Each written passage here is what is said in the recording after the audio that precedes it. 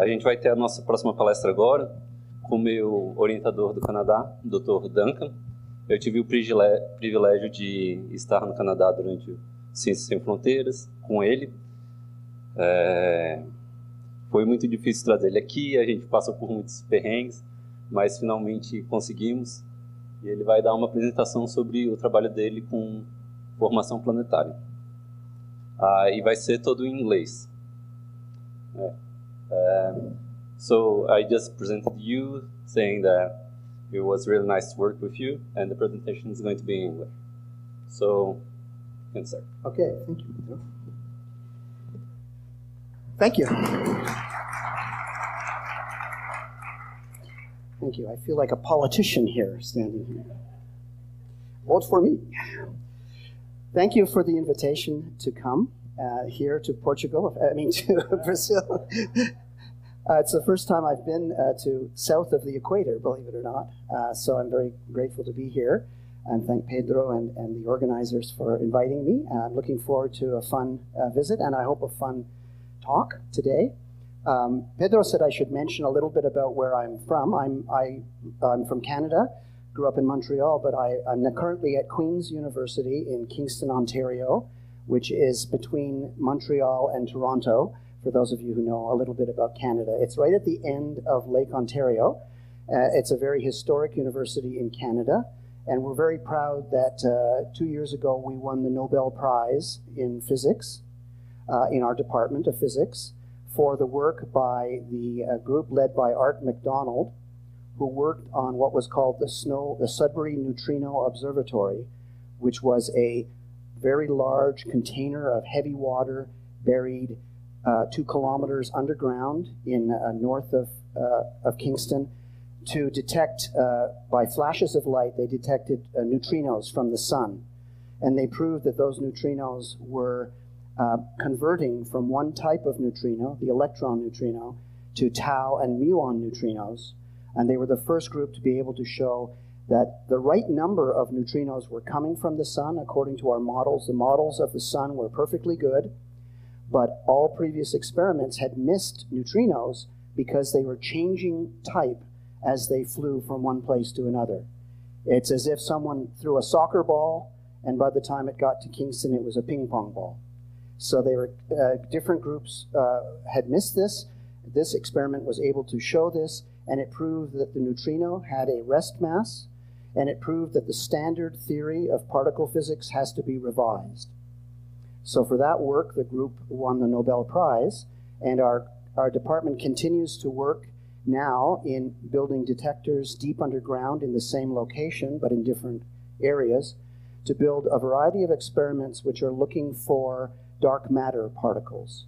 They're looking specifically for weakly interacting massive particles called WIMPs, which may be the particles which are responsible for holding galaxies from flying apart and holding together clusters of galaxies, and which represent 25% of the mass of the universe. So if one of those experiments detects a WIMP, we will win another Nobel Prize. But there are other departments, unfortunately, that are looking for the same thing, so we'll see what happens in the long term. My own area of research is in planetary astronomy, as you'll hear today, in particular dynamics and formation of planetary systems.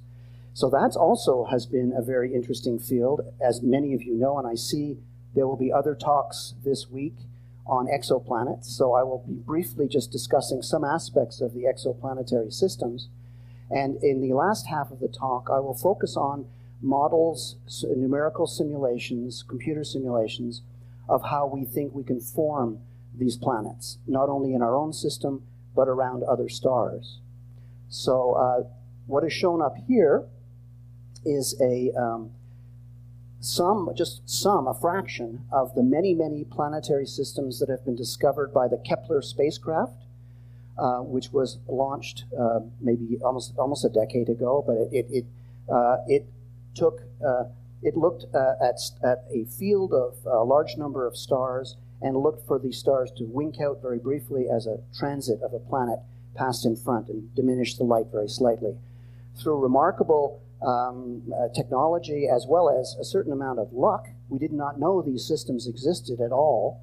They are completely different. These ones are very different from our own planetary system. These are systems which have a large number of planets, typically very close to the parent star, within one astronomical unit, where an astronomical unit is the distance from the sun to the Earth. So what's shown here on the right-hand side up here is this is the solar system, and this is the spacing of the inner planets, Mercury and then Earth and Venus, Earth, and Mars.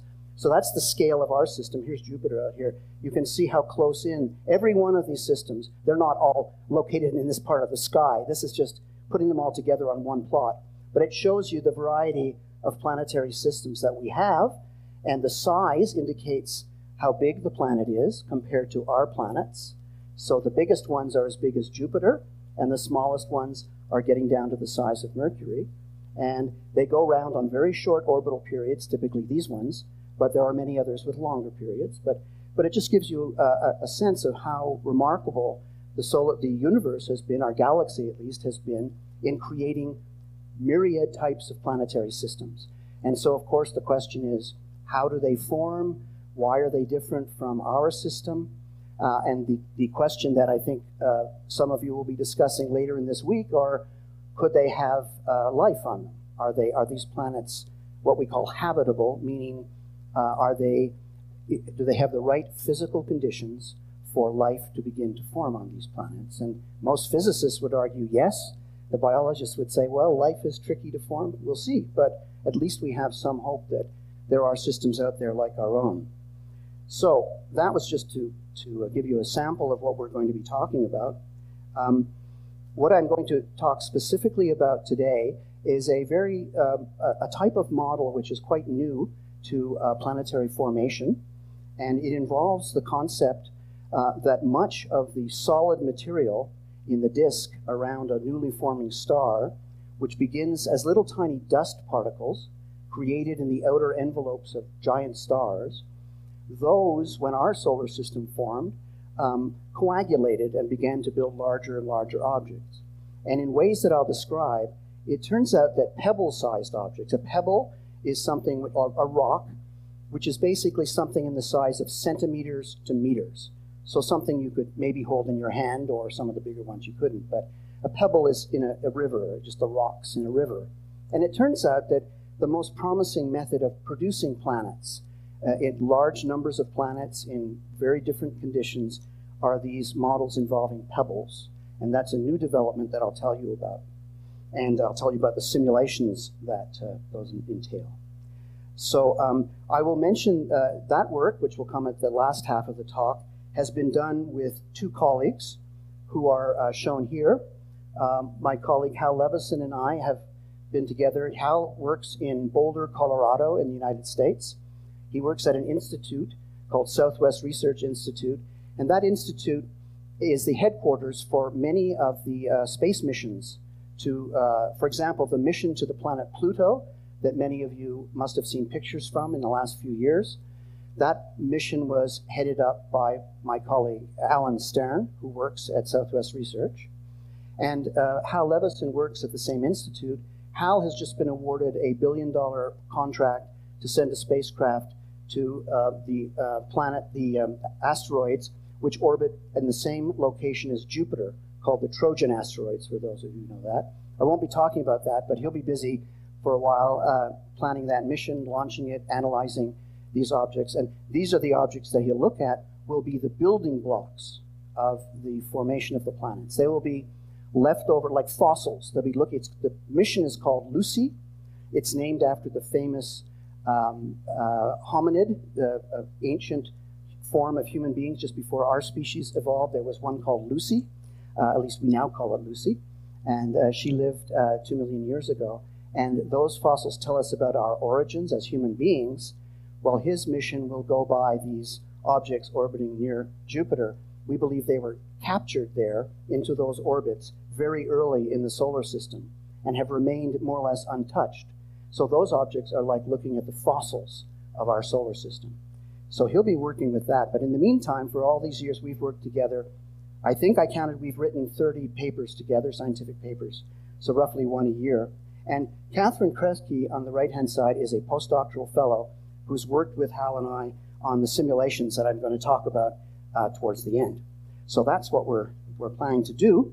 And I wanted to start by reminding you of the very basics of what our solar system looks like, because it's relevant to what I'll be talking about. So when we look at our solar system, we remember that, whoops, sorry, didn't mean to do that. I think I pushed the wrong button there. Here we have the sun. These objects are drawn to scale, so the sizes are relatively correct. The relative sizes are correct. Of course, their distances are nowhere near right. That would be a very dangerous solar system to live in. These planets are what we call the terrestrial planets. So these are small rocky planets of the order of 1.1 to 1 Earth mass. Jupiter, as you all know, is the biggest planet in our system. And the important thing to note about Jupiter is that we believe in the middle of these gas giants. Most of Jupiter is made of hydrogen and helium, which came from basically the Big Bang. But the core materials are reprocessed heavy elements created in these big explosions like the one we just heard about with the neutron stars colliding. Fantastic new development. That's not my field, but they showed that things like gold, the gold in your, if you were married, or any gold you're wearing, came from 2 neutron stars colliding, if you can believe that, and was distributed. So the solar system formed from material which had previously been processed by stars, was cast out, and was little clumps gravitationally contracted down to form planetary systems and stars. And the star leaves a disk, and in that disk are heavy elements. Those heavy elements congeal, coagulate, some way stick together and form planets. And we believe that the core of Jupiter, in order to get a planet like Jupiter, we needed a core of about 10 times the mass of the Earth. So when I talk about units of mass, I typically either talk about solar masses, the mass of the sun, or Earth masses, which is the mass of the Earth. And the Earth is 1/300,000th of the sun. Jupiter, for example, is 300 Earth masses. So planets are in the range of a fraction of an Earth mass to maybe up to tens of Earth masses of solid material, and then 100 or more Earth masses of gas. And Saturn is the same way, and Uranus and Neptune. So the thing to take away from this is that in our system we have these 4 outer planets, which are have rocky or icy material made largely of solids in their core of about 10 Earth masses. So models which we have to develop are going to have to develop these cores of 10 Earth masses in a time which has to be fairly quick in terms of astronomical timescales, because, for example, if Jupiter is to get all of that hydrogen and helium, it must have formed when the solar system, our solar system, still had lots of gas in the disk, not just solids. It formed mostly gas and then a few percent solids. What we're left with is no gas and just a tiny amount of solids left. In the process, Jupiter must have grabbed the gas. Therefore, there had to be a lot of gas in the disk. When we look at other regions where stars are currently forming, we see that the gas in disks is typically blown away on timescales of 1 to 10 million years. Now that seems like a long time, but astronomically speaking, it's a blink of an eye. So very quickly, we must form these big cores in order for gas to accrete and form things like Jupiter and Saturn, or anything really as big as Uranus and Neptune. So that's that paints the picture, I hope, of what's going on. Now, I'd like to just make a brief digression because there's a very interesting result. When Pedro was visiting Queens as an exchange student, I gave a talk similar to this, and just a week before, there was a discovery or a claim that there might be a planet in our solar system way out in the outskirts, in the edge, far out in our solar system. And so I'd like to give you an idea of why that might be true and how that planet, if it exists, might naturally fit in with other planetary systems more naturally than the current system does. And the idea is that if you look at our solar system, and as I showed you the planets, It wasn't really known when I started in my graduate days that there was anything beyond that except the lowly planet Pluto, which was then a planet. It was an icy small body with a tiny fraction of an Earth mass, 0.001 Earth masses. So, but nonetheless, it was called a planet because it was the only thing known out there. But we realized by studying the orbits of cometary material, comets that come close to the sun, that most of the comets that we see that have short periods now all seem to be in the same plane as the solar system. And when we did simulations of trying to capture a comet, most comets come from far out in the solar system. When you capture them into short period orbits because of their gravitation, they come in, they're perturbed by a planet, and they get captured into an orbit very close to the sun, where we can see them with the tail. Otherwise, they're very hard to see. So to see a comet, it needs to come within about 1 or 2 astronomical units of the Earth, where the frozen material on the surface outgasses, releasing gas and the dust reflects the sunlight, and that's the tail that we see for a comet. We realized by studying the short period comets that they all seem to lie in the plane of the solar system. And the best explanation for that was that they came from something which was very flattened beyond Neptune. So we said, perhaps, this is work with Tremaine and Quinn, maybe there was something out there, and we called it the Kuiper Belt. The Kuiper Belt then, a disk of material, rather like the asteroid belt, but it would lie beyond the planet Neptune. It would contain literally trillions of small icy bodies, and by looking carefully, we might be able to discover some members of that population. And so I won't go through those details, but that's the simulation. This is what we now know, at least this is probably a few years old now. We now know that the Kuiper Belt is filled with bodies, as I just described, small, that is, kilometers to hundreds of kilometers size, maybe as big as 1,000 kilometers across. Objects still much less massive than the Earth, but all orbiting around the sun in orbits that typically take them beyond the planet Neptune, so we don't normally see them, and we certainly don't see them as comets, unless some of them are knocked in and they come close to the sun.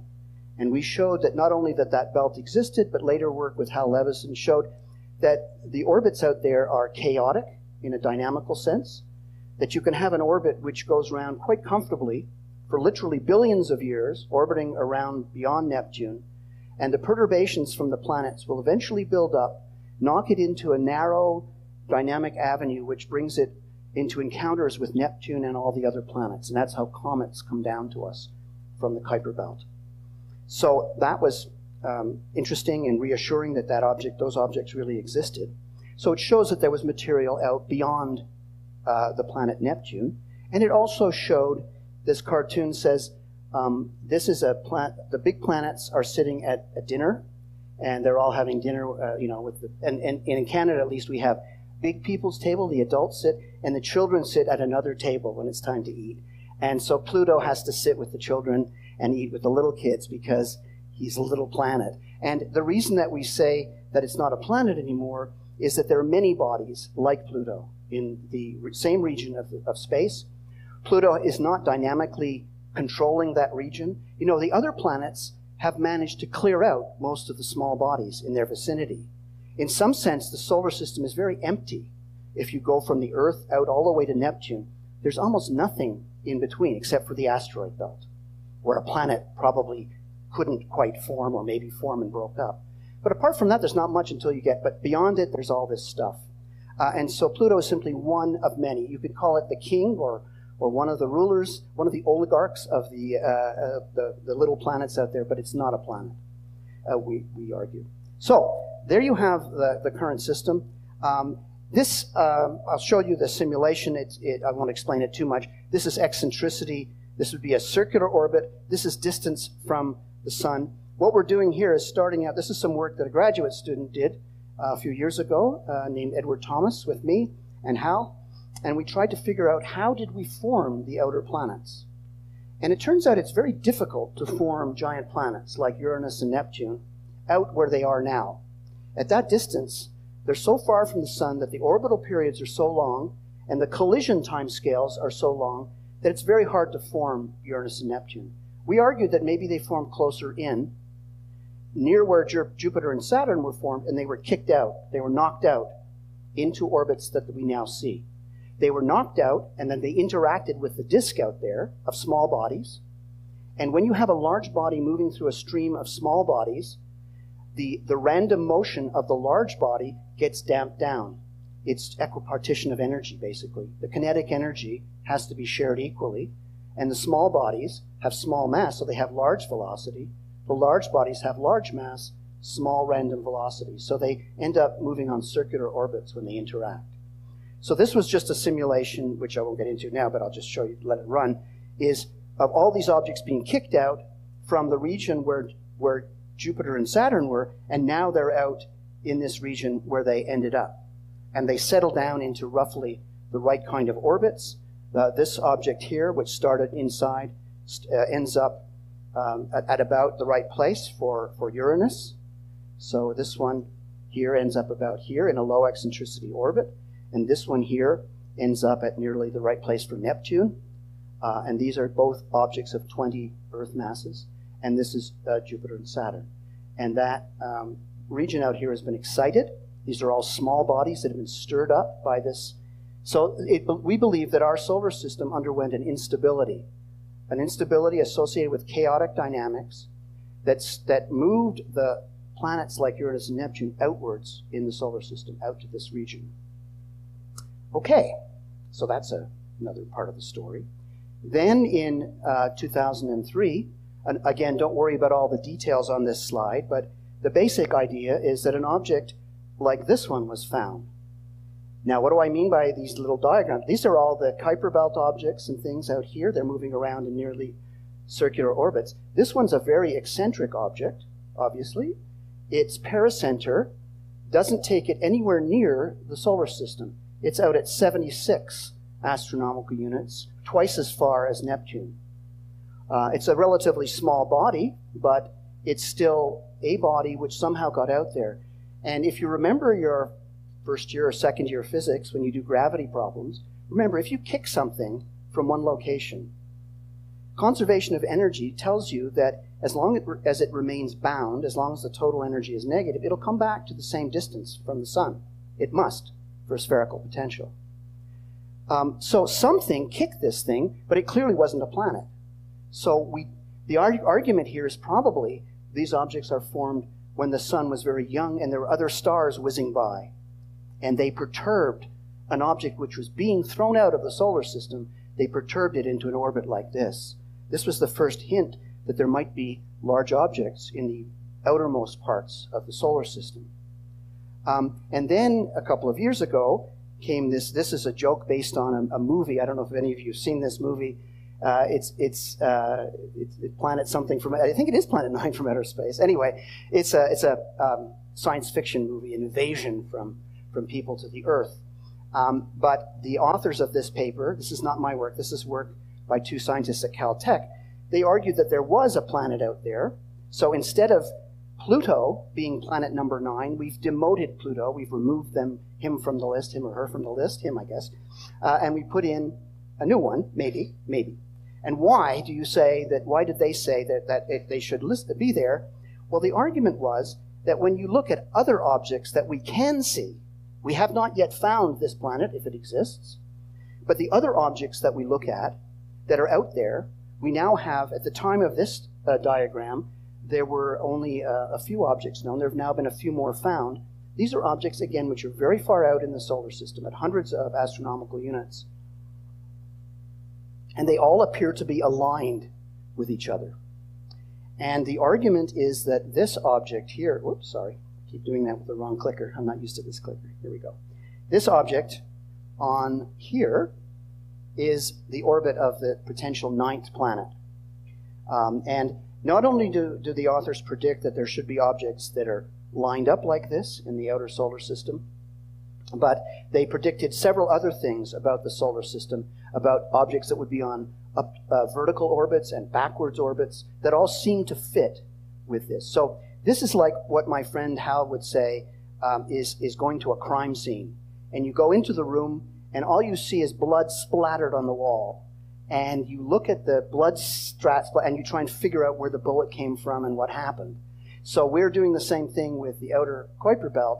We're looking at the small objects we can see, and from that inferring the existence of a large planet out there, if the authors are correct. Now, there's controversy about this discovery, and the planet has not yet been discovered.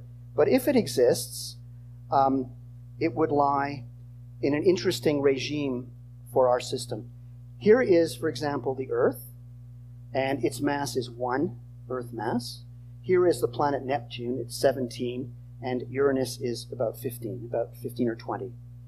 So planet 9, if it exists, in order to produce the dynamical effect of shepherding all of these objects into the orbits that they're on, that would be about 10 Earth masses.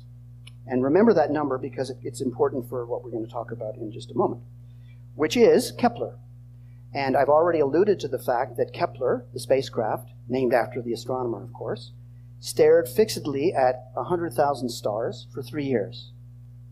And I'm told that when they put the satellite up, I know that when they put the satellite up, nobody knew what they would find, and it was quite likely that they would find almost nothing, because no one knew about these planetary systems very close in.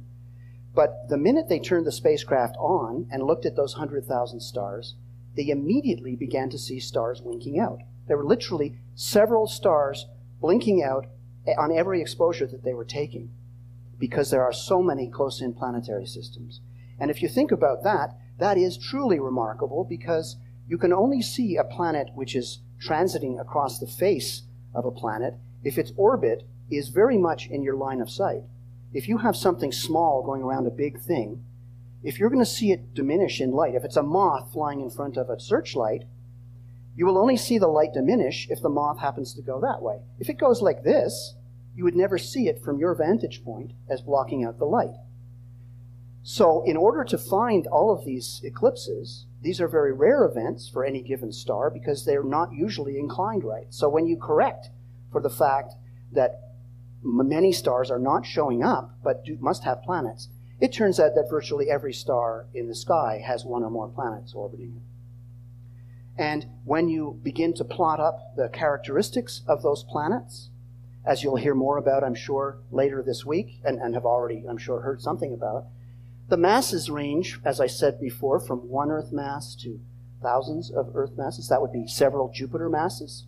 If you go high enough, if you get to 60 or 80 Earth masses, Jupiter masses, you actually form a star. So there's a distinction between a planet and a star. And most of the planets that we find are well below that upper limit. Anyway, these are the ones we found by another technique involving the shift of the spectral lines using the Doppler shift. These were all found that way.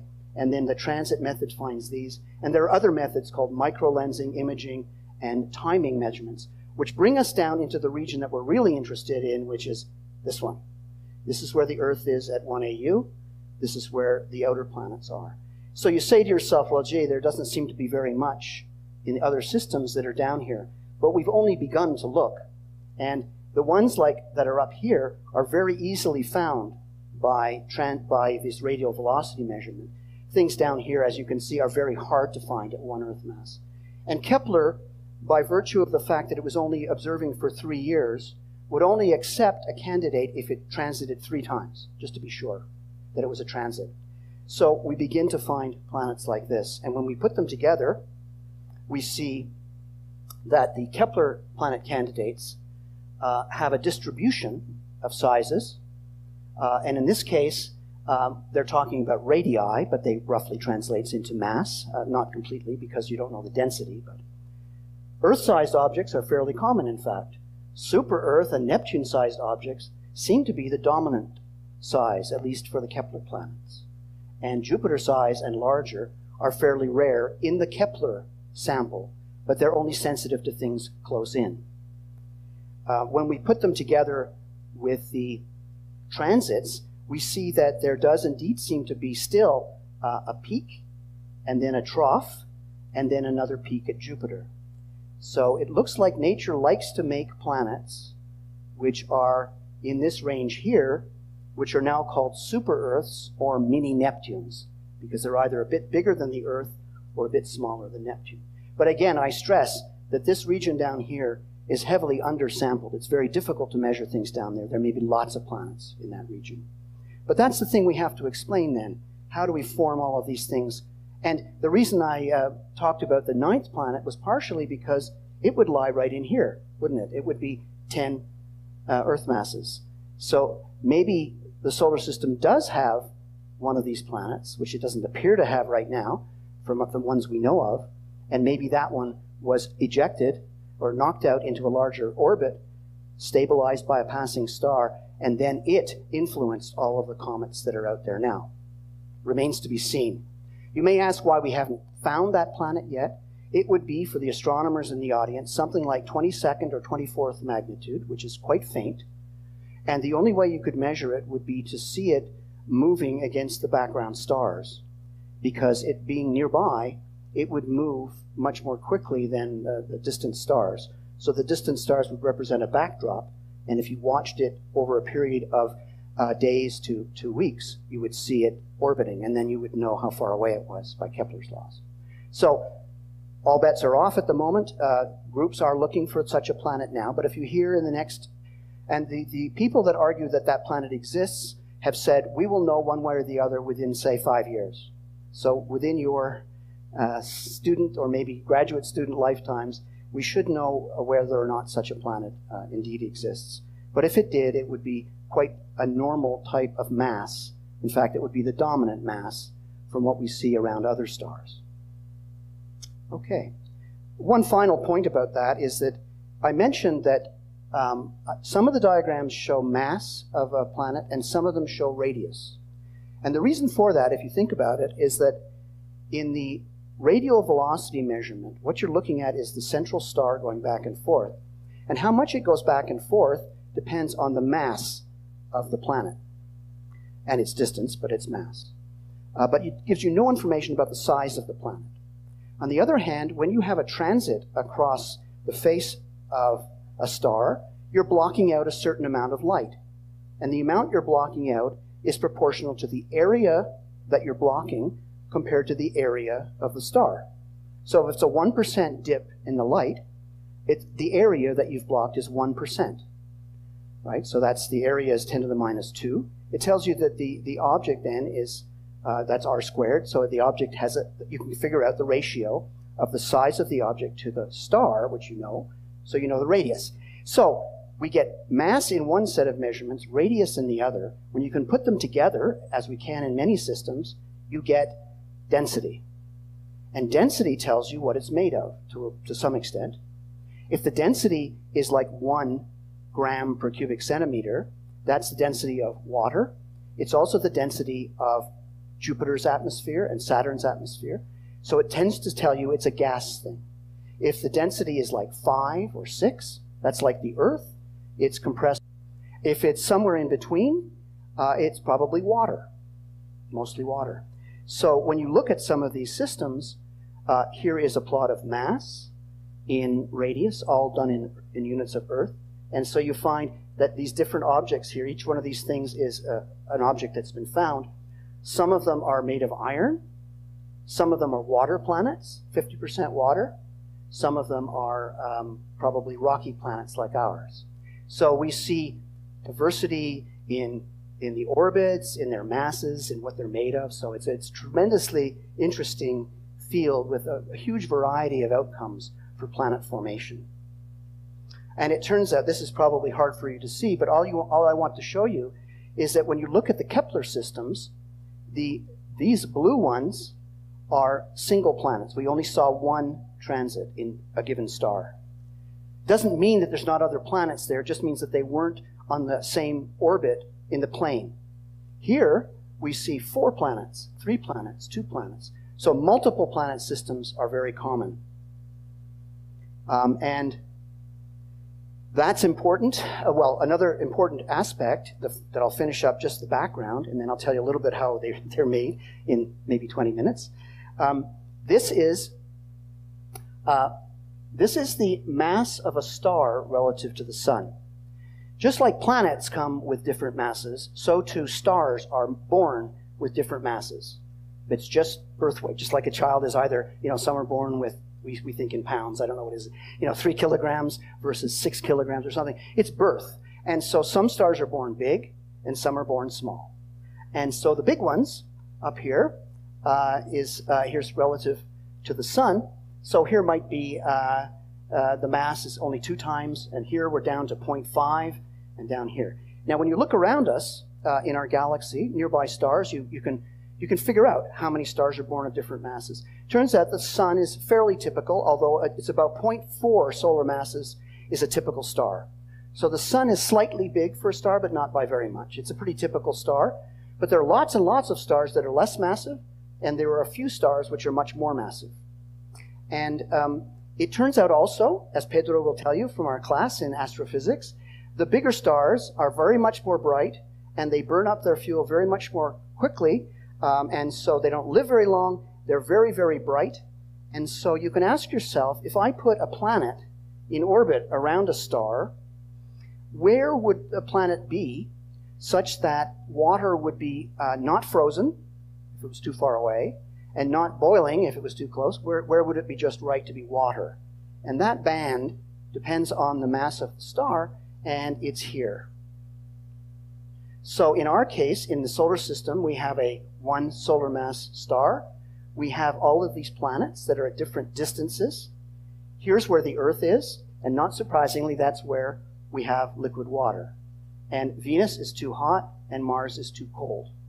And then out here we have the same thing. You probably have the same, do you have the same fairy tale of the 3 bears that go and the porridge, they eat porridge, and one is too hot, and one is too cold, and one's just right? Oh. Well, we have a story that the person, Goldilocks, goes to where the 3 bears live, and she tries one porridge and it's too hot, and the other is too cold, and then there's one that's just right. So this planet is just right for life. And we look for other planets, perhaps, that if we're trying to find life on them, we'll look for ones that have a liquid water. We have no idea whether that's enough or whether that's even necessary, but that's what we're going to do. Pardon me? No bears in Brazil, so that's why, okay. Maybe it's, what are the paca berries? Is that paca? Whatever those are. Anyway, but I just wanted to finish with one final system, and somebody mentioned it today, so you must know about this, but this was absolutely incredible that happened about a year ago, I guess, was a system of planets were found by a new telescope in Belgium called TRAPPIST. They named it, it means transiting something something, but really they named it after beer because there's a Trappist Belgian beer. So the TRAPPIST telescope is one that found this system. And what it's trying to indicate in this diagram is that here is our inner solar system. Here's where Mercury, Venus, Earth, and Mars are. This system here is blown up from this tiny region of our solar system. If this system were in our system, it would be this tiny region here. Blown up, what happens is that these planets are going around on periods of that their year is like days. And they go round, and the sun, in that case, the central object, is a very cool red dwarf star of about 1/10 the mass of the sun. That's important because it means that it's very, very low luminosity, which means that you can stand that close, this close, to that star and have liquid water. And it turns out that about 5 of these planets have the right temperature for liquid water, and they're all around the mass of the Earth. So this is an unbelievable find, and it's not very far away.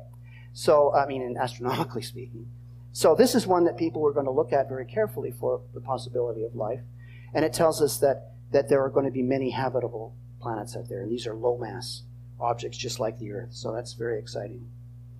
Okay, and that's what it might look like if you were on one of those planets. Here's the central star. Here is 2 of the other planets. They would be that big in the sky, the planets would, the other planets. And this one is one which is further out where it's sort of icy, but there's a little bit of liquid water. And we hope to look at the atmosphere of those stars and try and find the evidence of life as found in here. But others will talk much more about that, I'm sure.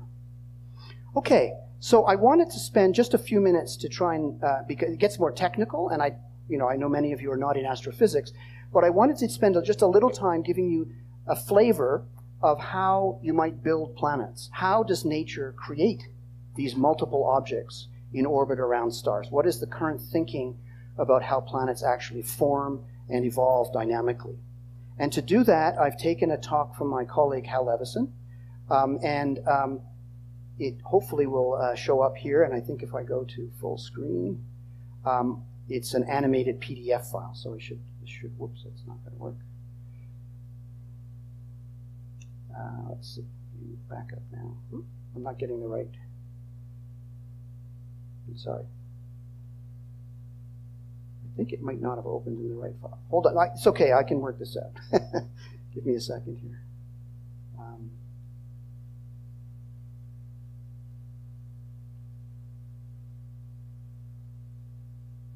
There we go.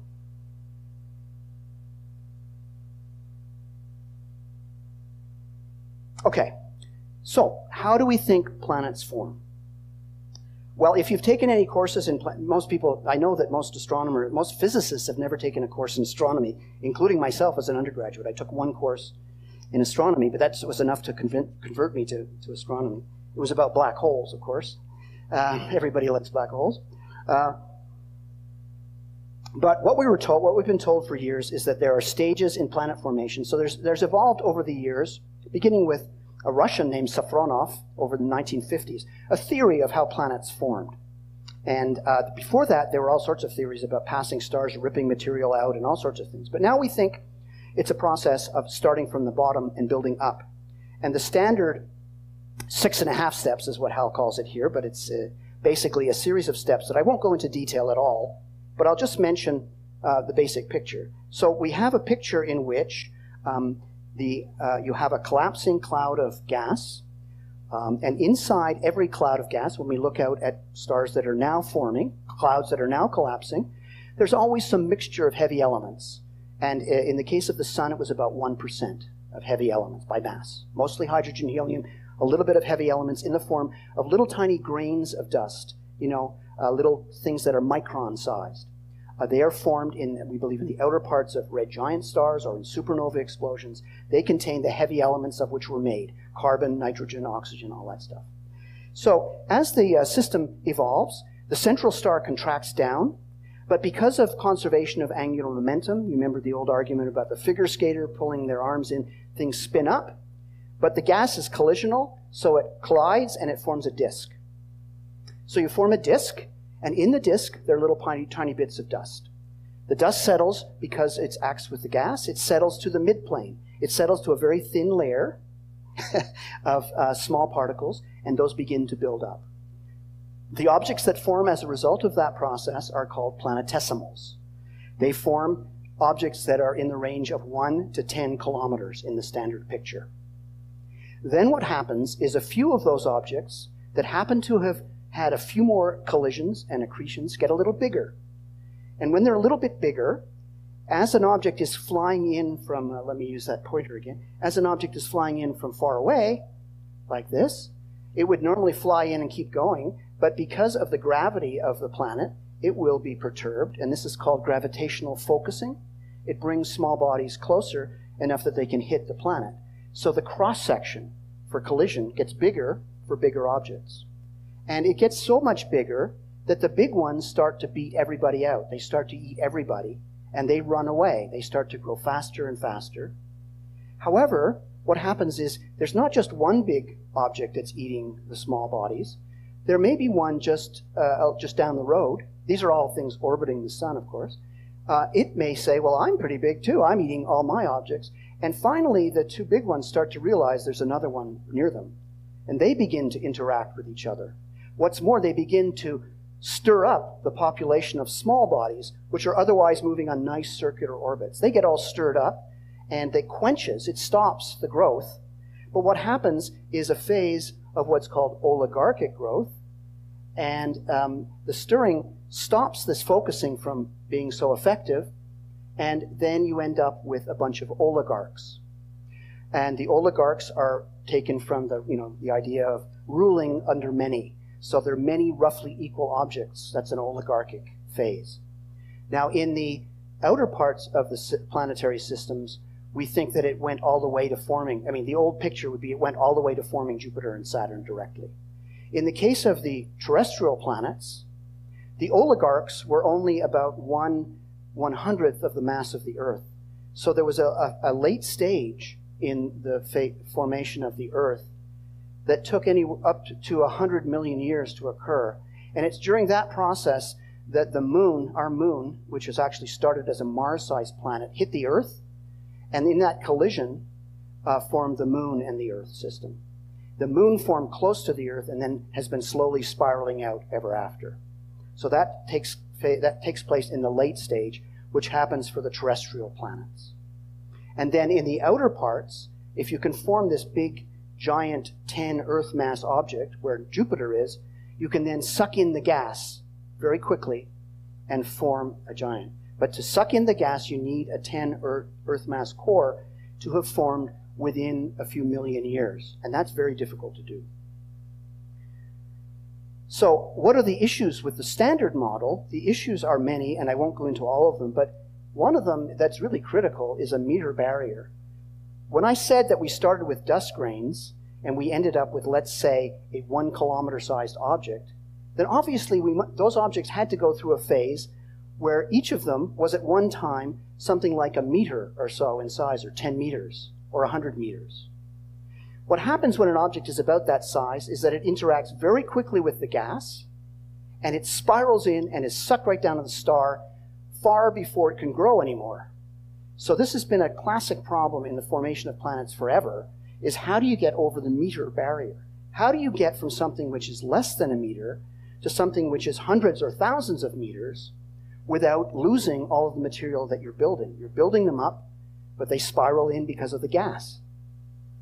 And so that's a big problem. The time scale, number 2, is very hard. As I said, it's hard to form these big giant cores. The other thing is that whenever you do these kinds of simulations of that process, if you watch what happens to, this is the eccentricity again plotted versus the distance, you get these big objects formed. This is good in the sense that it looks like Venus and the Earth, but oops, we form Mars, which is as big as Venus.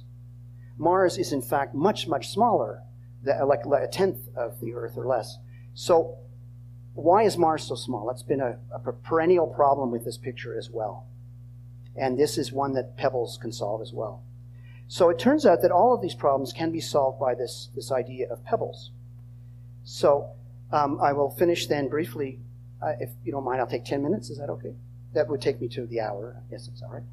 I was told I had an hour and then questions. So I'll just take that hour and finish up. So let's take a deep breath and take a step back. Let's ask ourselves, what is actually happening when the dust grains are settling out in the midplane? Midplane means halfway through, right? You have a disk that's this thick. Right in the middle, there is a plane where the dust settles because it's interacting with the gas. It feels friction. It's like moving through the air. You get friction. You settle down, and you settle down to the midplane because you can dissipate energy but not angular momentum. So you have to end up in a circular orbit roughly where you started. But these things are then in a very dense layer. And so what happens is you can have an interaction between that dust layer and the gas above it. And I think many of you who've done any fluid dynamics know that there are things like two-stream instabilities, where if you have something moving with one speed and then another stream of gas or fluid that's moving with a different velocity, you develop instabilities which cause wiggling and mixing and all that sort of stuff. Well, that happens here, and it's really the work of Youden and Goodman and others. This is not my work, but they have shown that not only if you put in these objects that are very small, the pebbles form, these objects which are 10 meters to 1 meter, which we'll call pebbles, they concentrate due to a streaming instability or turbulence in the disk. And what happens is, shown in a movie here, is this is a movie which is a box, and you have to have you have to match the top and bottom. It's just a little piece of a disk that goes all the way around. And so you have periodic boundary conditions. But what happens is these little lumps that are highlighted in the upper right begin to form. And they form very efficiently out of the dust due to the instability. One of the ways of looking at it is that if you had a big race of particles, and they're all like people on bicycles, all moving at a certain speed. And the bigger, slightly bigger ones have a higher headwind, and they start getting slowed up, and the other ones keep going. You get a big bicycle crash. You know, they all crash into each other. It's that kind of thing that happens, and it can grow things remarkably, which grow from pebble-sized all the way up to 100 or 1,000 kilometers. 1,000 kilometers would be the size of Pluto, for example. And it takes about 10 or 20% of the pebbles and converts them to planetesimals. So you see what's happening is that you're avoiding the meter barrier because the pebbles that you start with are much smaller than the meter barrier, and therefore they're heavily entrained in the gas. That is, when you have a pebble smaller than an object smaller than a pebble in gas moves with the gas. It can't avoid moving with it. Just when you have the wind, you pick up the dust, moves with the wind. But if you're bigger, you start to decouple, and eventually you decouple completely. But it's in that intermediate range that you spiral in. So you can form these large objects, but they form in a big clump, and they jump directly from pebbles to giant planetesimals. So what happens then is if you were to look at a diagram of how many you have greater than a big given mass as a function of mass, you have what's called a bimodal distribution. You have, these are things, say for example, if I started here, you can't see this, but that would be 10 to the 7. They're 10 to the 7 objects bigger than, I'd say, about a meter, or about 100 meters. So there are big planetesimals, not many of them, compared to the trillions of small bodies, and you have a gap in between. So you've begun the process of producing a population of large objects and very small objects. And what happens then is that if you were to look at the orbit of a planetesimal moving by a large body, then if there were no gas, here's what the orbit would look like. It swings by, starts here, swings by, and doesn't come anywhere near the planet. So it would not be accreted. It would be a scattering event. If, on the other hand, you add some gas to the system, and these are pebbles, which are just the right size to strongly interact with the gas, they can get away from the gas a little bit, but not totally. It's just a sweet spot. It's like Goldilocks and the right temperature of pudding. It's the right size. And those objects, if you follow them on the computer as they orbit, they come in, they swing by, and they don't get away. They get dragged back by the gas, they spiral in, and they accrete. So you can see that the cross-section for the accretion of such an object has vastly increased, in fact, by many orders of magnitude. And so what happens is that you can actually grow objects in something like 1,000 years.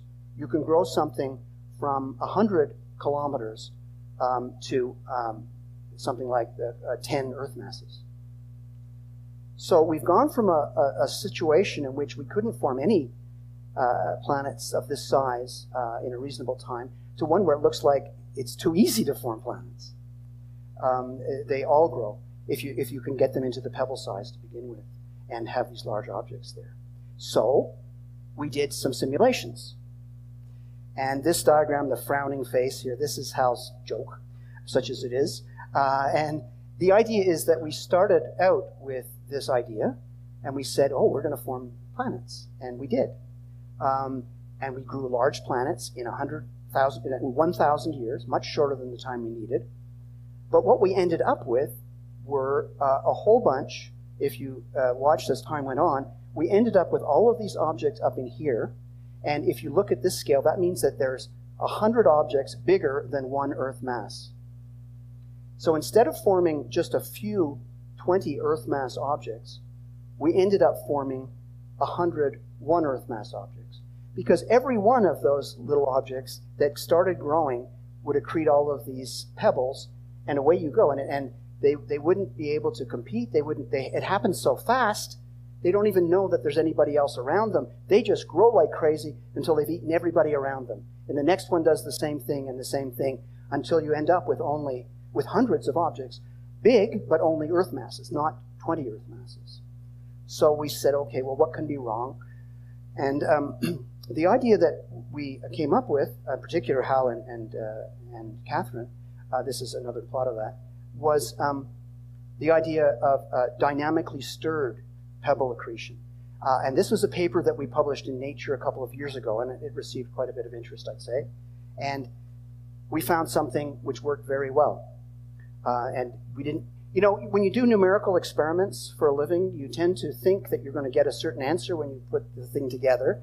And you, at least in my experience, the really interesting simulations are the ones that produce something that you never really expected at the beginning, until you take a step back and you say, well, yeah, of course, that's obvious, that should have happened, because I forgot that this would produce that, which would produce that. So these systems are very complicated. When I mean a simulation, what we're doing is we're starting with thousands or hundreds of thousands of particles, and we're evolving them dynamically. We're following them in the orbits, integrating their orbits, in using the gravitational forces, using a gas disk, using gas drag forces and things, the sort of work that Pedro did for his part of his research project. And you never know what you're going to get, and you always get very different answers because it's chaotic. But what we found was that indeed when we do this kind of simulation, and so the difference now is that we're going to assume that the pebbles that are these things that are, you know, this big, are forming from dust grains continuously over, say, 10 million years. They don't all form at once. They're forming continuously. And so we have some planetesimals around, but they're kind of starved for material for a while. It takes them millions of years to accrete because there's just not enough material there of the pebble size. So the pebbles are continually being created. Why does that change? And so what we found is that this sort of thing happens, is that at the end, you notice that little jump at the end. Maybe I can go back. If you look at the tail here, these represent the very small number of very large objects. So this is a cumulative distribution. So what we have is one of them that's out here at a couple of hundred Earth masses, another one about 100 or 150. That one's Jupiter, that's Saturn, that's Uranus, Neptune, and a few more that get thrown out in the end. So it works reasonably well. Why does it work? It works because of something that we didn't think of, but we should have, and that is that when we do these simulations, the pebbles all lie in a very, very thin disk. This is taken from the simulations. What's plotted here is every purple dot is a planetesimal, one of these pebbles. And so because they're so cold, because they're pebbles and they interact so strongly with the gas, they are dynamically cold. They do not have a lot of random motion. If they were stirred up, they quickly get damped down to a circle again. So there's a lot of friction, as it were, in the system. So these objects are what we call, well, I won't get into technical terms, but anyway, they're cooled down, and so they lie in a very, very thin plane. Now, when you start to grow larger objects, which are shown by these black circles, these are some of our planets that are trying to form. These are things that have already grown. They were planetesimals to begin with, and they've accreted more and more of the small bodies. And some of them have gotten a little bigger than the others. And so what happens is if you watch them, if you look at it carefully, you can see the smaller objects are moving much further away from the plane and back down again, because the big ones are stirring them up. The big ones are stirring up the little ones, and they don't have much damping down by the disk of planetesimals, but the big ones do.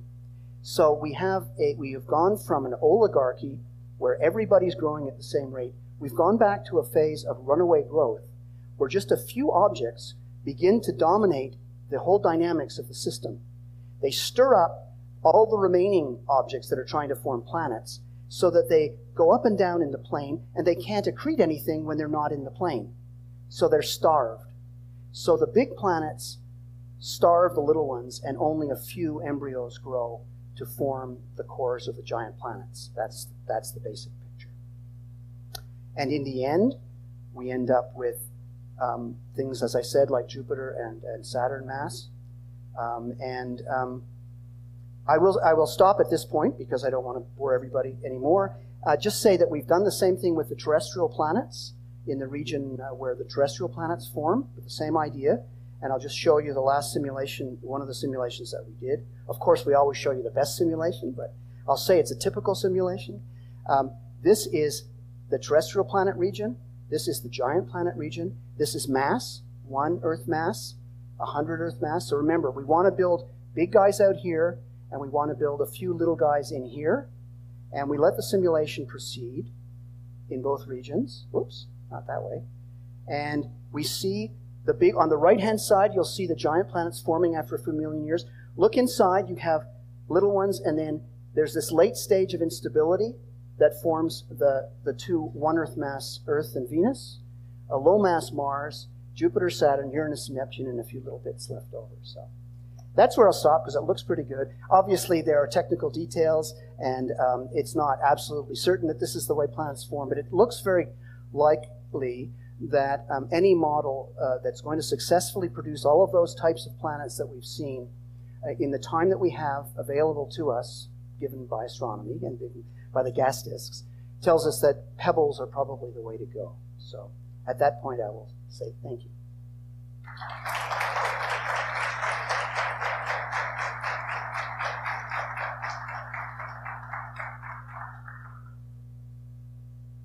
I would welcome questions. There's a question there.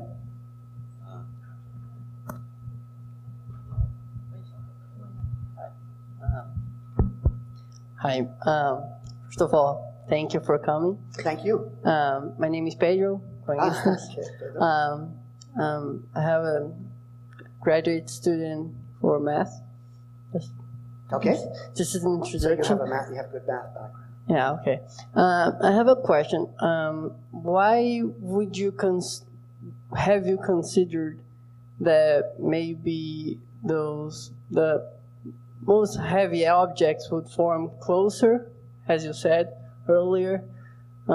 They would form closer to the protodisks, and then move away as they interact with the other ones. And wouldn't that make, I mean, while they're going away, wouldn't they drag the smaller ones inwards? And that way you would explain why the smaller ones are closer to the star and the bigger ones are... Yeah, yes, you've opened up a very absolutely perfect question. It would, but there are probably 20 minutes worth of answers involved in that question. But I'll answer them a bit at a time. So the first question you said is very good. I didn't have time to mention. You're saying, why would you expect to form large planets further out? Wouldn't they form more naturally closer in? Well, the answer is, if you look at a typical disk around a star, we can look, as I said, planets and stars are forming all the time. So they're nearby, for example, in Orion Nebula. You may know that that's a region where stars are forming right now. So we can look at stars that are so young they haven't even formed completely, where there's still a disk. And we can measure the amount of material at different distances from the central star.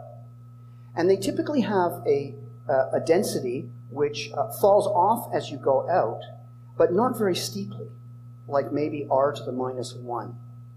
Now, when you include the geometrical fact that as you go out you get larger annuli, if you ask where's the mass in a disk around a star, it's actually further out rather than close in.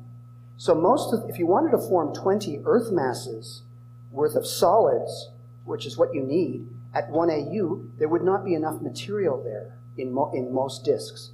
We do not know what our disk looked like when the Earth formed, but we can look at many, many other systems. And unless ours was very peculiar, and we now know that there's all sorts of giant planets further out, we know that there simply isn't really enough mass to form a lot of these giant planets close in. And furthermore, there's an advantage to moving further out, because when you're close to a star, the dust particles that you have, if they had any ice on them, if it was made of water ice or methane or carbon dioxide, these all are things which are ice when they're far from the star, but they turn into gases and they go away from the dust grains close in. So you don't have the solids that you have further out become gases when you get close in. So for a couple of reasons, it looks like we think that these giant planets probably formed further out beyond what is called the ice line, which is a line of distance when things are cold enough that you have ice crystals and ice grains. So that's why we have that bias about the giant planets being further out. We also have it because in our system that's true, and that does not necessarily hold. in other systems. So then you ask, can planets migrate around? And the answer is very definitely yes. And this is a big discovery because of all of these other planets. It seems like the only way to get many of these systems to be possible, such as the one I showed you with all of these Earth mass things very, very close to the star, it seems likely the only way to do that is for material to migrate, to move from a great distance to closer into the star. And there are two ways that can happen. And Pedro and I, when we were working on things, I used this analogy that I read from someone else about if you wanted to build a house in some region very close to the star, let's say you want to build a house, you could build a house far away, put it on a platform, on a truck, on a big car, and bring it down as it is and put it where you want your house to be, right? You could transport the entire house and put it down in that location. Or you could say, I would rather build the house there, so I will take the bricks. I don't have very many bricks here, but I'm going to get the bricks over here in this quarry and bring all the bricks down, and then I'm going to build the house right here. So you can either build a planet by bringing lots of small things in and then building it there, or you can build it outside and bring it in. And there are, in fact, two ways that planets can move. One is, when they're quite large, they create spiral arms in the disk. These spiral arms react on the planet in such a way that they pull the planet in or out on the details of the disk.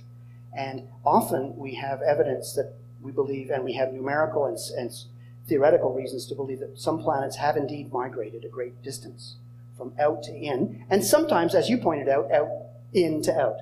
But typically the migration is inward for most systems.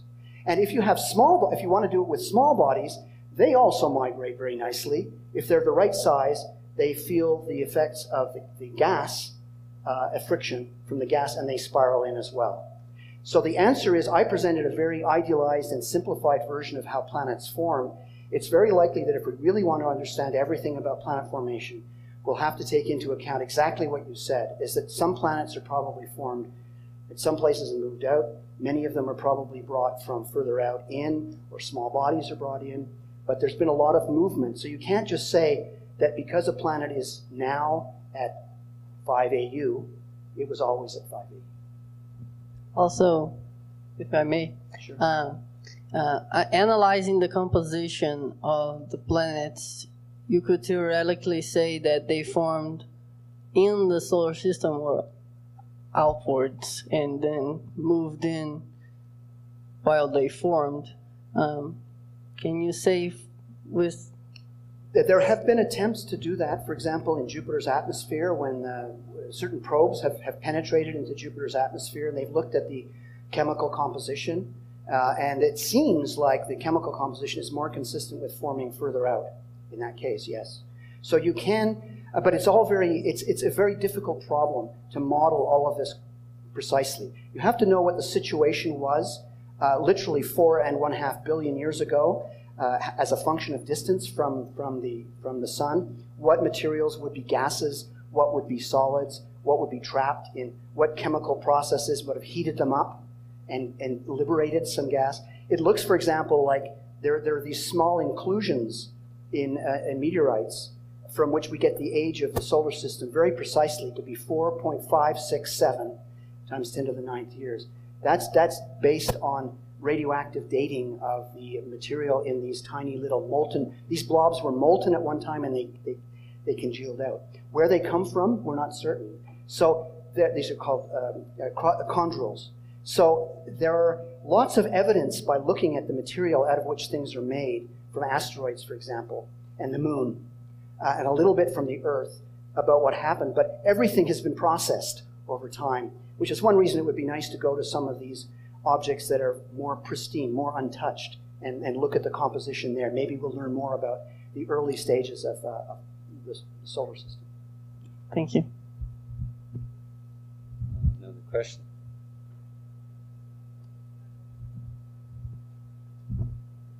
Hi, my name is Davi.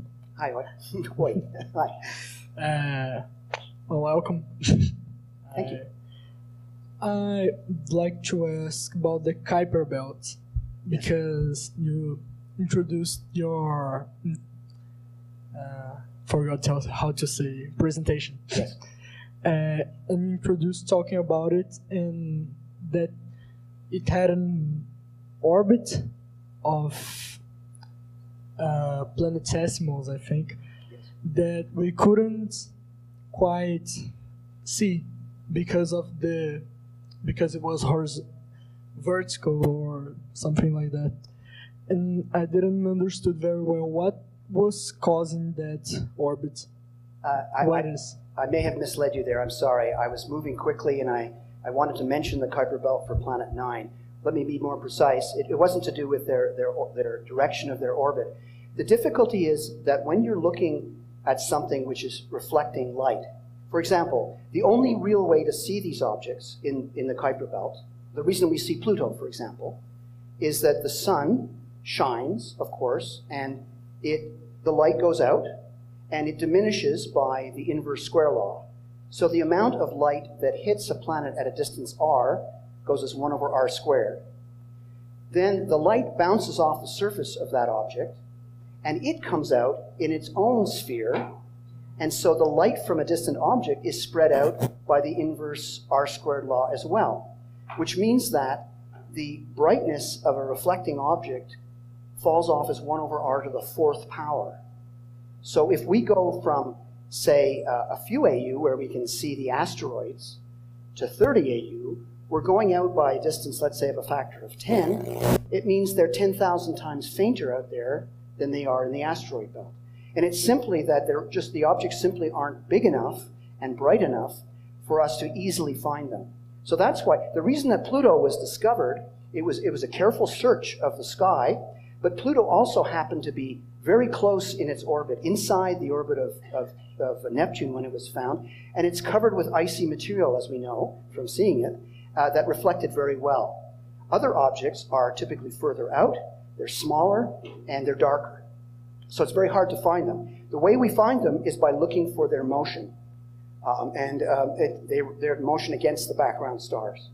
And so it simply was true that the telescopes were not capable of finding, before CCD, charge coupled devices like in your camera, these devices are very sensitive to light, and much better than photographic plates or photographs. So we were able to see much fainter. That's how we discovered those objects, by their motion. What I was saying about moving is then when we find the object, we can follow it for a while and deduce what kind of orbit it's on. Most of them are low inclination, they're same plane, but some of them are tilted up. Mas se alguém quiser perguntar em português, eu posso traduzir.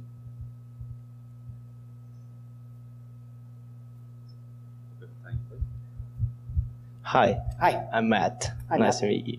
Thank you. Firstly, I'd like to kind of get an insight of how you all design and implement all of those experiments you mentioned earlier. Like, I got a bit curious about how you manage to look back in time. Like, how do you all get all of those information? How do you gather data and interpret it? Yes. I'm a bit curious about it. If Sure. you can, yeah. Sure, I'd be happy to explain. Thank you. So computers have been advancing, obviously, since since forever, or since they were invented. When I started out, it was very difficult, for example, you could not take the orbits of the planets. So let me backtrack.